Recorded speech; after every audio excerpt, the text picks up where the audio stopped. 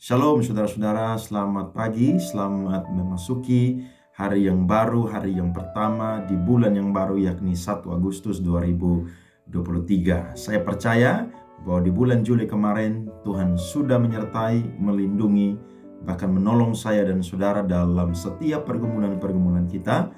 Maka saya percaya pun juga di bulan yang baru ini Tuhan yang sama akan tetap melakukannya bagi saya dan saudara. Dan saya akan bagikan firman Tuhan yang singkat pada pagi hari ini yang terambil dari Matius pasal 13 ayat 18 sampai 23. Judul firman, menjadi pendengar dan pelaku firman. Karena itu, dengarlah arti perumpamaan penabur itu. Kepada setiap orang yang mendengar firman tentang kerajaan sorga, tetapi tidak mengertinya, datanglah si jahat dan merampas yang ditaburkan dalam hati orang itu. Itulah benih yang ditaburkan di pinggir jalan. Benih yang ditaburkan di tanah yang berbatu-batu ialah orang yang mendengar firman itu dan segera menerimanya dengan gembira. Tetapi ia tidak berakar dan tahan sebentar saja. Apabila datang penindasan atau penganiayaan karena firman itu, orang itu pun segera murtad. Yang ditaburkan di tengah semak duri ialah orang yang mendengar firman itu, lalu kekhawatiran dunia ini dan tipu daya kekayaan menghimpit firman itu sehingga tidak berbuah. Yang ditaburkan di tanah yang baik ialah orang yang mendengar firman itu dan mengerti, dan karena itu ia berbuah, ada yang 100 kali lipat, ada yang 60 kali lipat, ada yang 30 kali lipat. Kita semua tahu bahwa Tuhan yang kita puji, Tuhan yang kita sembah, Yesus Kristus Tuhan, adalah pribadi yang cakap dalam mengajar, bijaksana dalam mengajar, bahkan juga berkuasa di dalam mengajar. Dia memakai satu perumpamaan tentang bagaimana seseorang posisinya sebagai seorang penabur, dan di tangan penabur tersebut ada yang namanya benih. Dan benih itu ditaburkan kepada tanah. Dan Alkitab mencatat ada tanah yang berbeda-beda, yakni tanah yang pertama, tanah yang kedua, tanah yang ketiga, dan tanah yang keempat.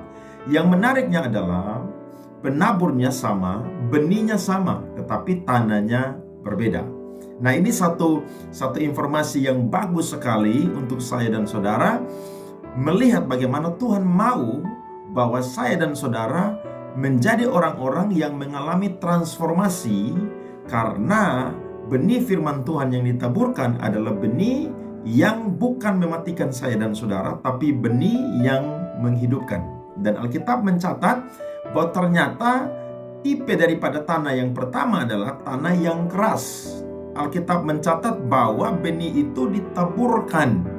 Artinya firman itu disampaikan, tetapi jatuhnya di atas tanah yang keras. Nah, tanah yang keras tidak mungkin bisa menerima benih tersebut, sebab tidak ada celah, tidak ada ruang untuk benih itu masuk, tertanam, bahkan mati, dan akhirnya berakar, bertumbuh, dan berbuah. Nah, orang seperti demikian adalah orang yang mendengarkan firman Tuhan, tapi saudara-saudara, dia tidak mengerti firman Tuhan.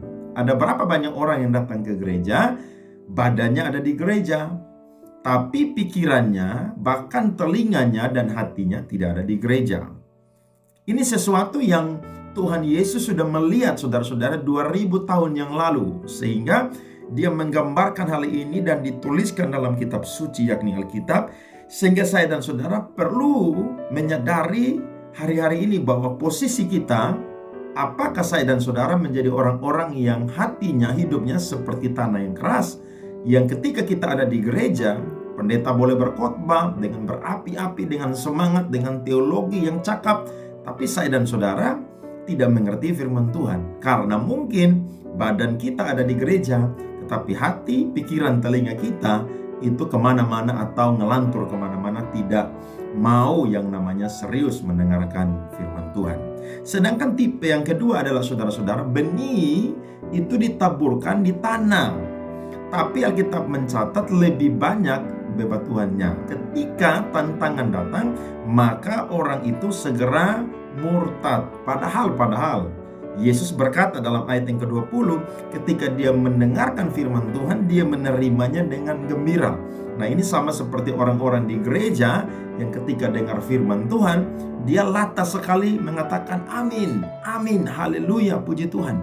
Itu sesuatu yang sebenarnya tidak salah. Kenapa? Karena kita meresponi karena firman tersebut memberkati saya dan saudara.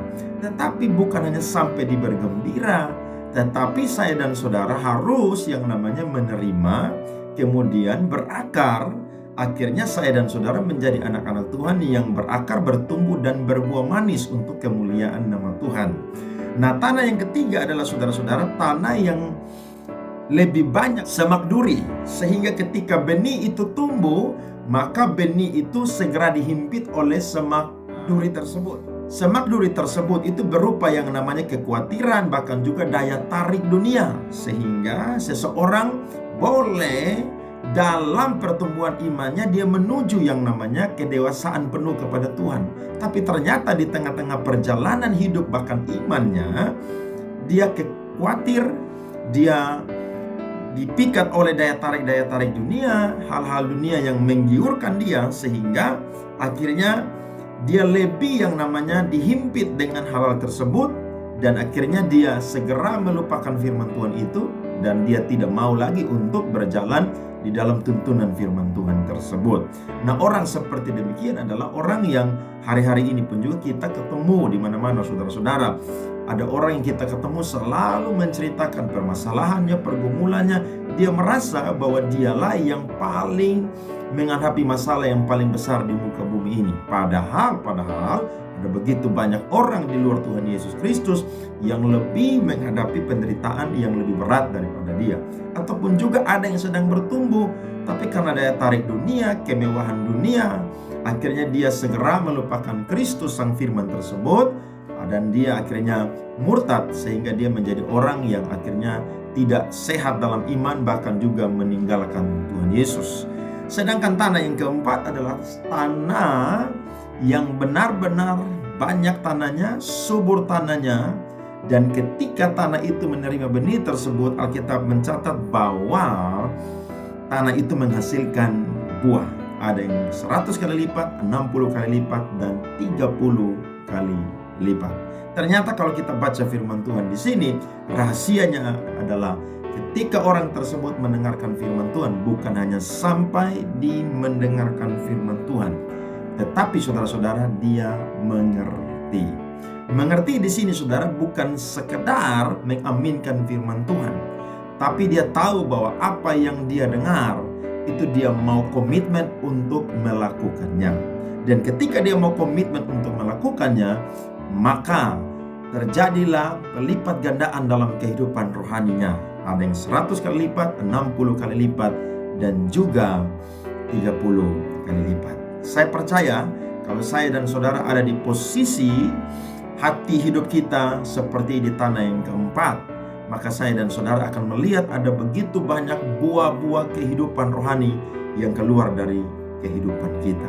Bukan sekedar saya dan saudara datang ke gereja, ada di gereja, mendengarkan firman, menerimanya dengan gembira, bahkan saya dan saudara bertumbuh, tapi dalam perjalanan iman kita akhirnya dihimpit oleh kekhawatiran, bahkan juga daya tarik dunia. Tapi saya dan saudara menjadi orang-orang Kristen yang mau mendengarkan firman Tuhan, mengerti firman Tuhan. Artinya berkomitmen untuk mau melakukannya dalam kehidupan kita. Apapun itu, percayalah firman punya kuasa untuk menguatkan saya dan saudara. Apapun itu, percayalah firman sungguh-sungguh akan menolong kita, sehingga saya dan saudara jadi orang-orang Kristen yang sungguh-sungguh berbuah lebat, manis, dan menjadi berkat bagi banyak orang. Kiranya Tuhan memberkati saudara-saudara. Selamat menjalani hari ini. God bless.